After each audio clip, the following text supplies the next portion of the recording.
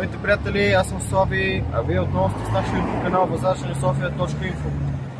Днес отново сме тук, заедно с нашия народен представител Славчо Крумов в квартал Овчи купол на булевард Монтевидео до поредният решен от нас проблем, за който може господин Крумов да ви разясни малко повече с какво става въпрос.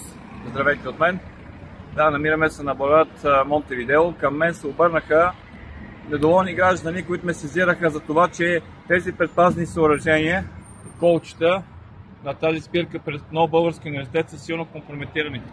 Да, наистина, аз дойдох тук и видях, че те си изгнили, просто се държаха на една тънка арматурка и изобщо не можеше да става и дума за предпазване на някои от чакащите автобуса. Затова аз се обърнах към дирекция управление на трафика Кожична община и ги призовах тези колчета, тези предпазни съоръжения да бъдат подменени с нови.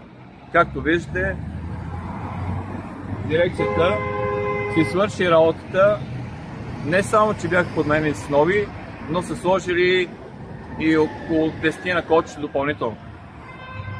Институциите работят, но някои трябва да ги сезирани. От възраждане се взехме с това да накараме институциите да работят. Както виждате, има резултат.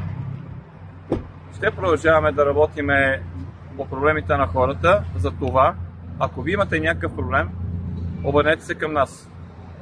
В линк под видеото ще бъде сложен мой имейл адрес, на който може да ме потърсите и заедно да намерим решение на вашия проблем.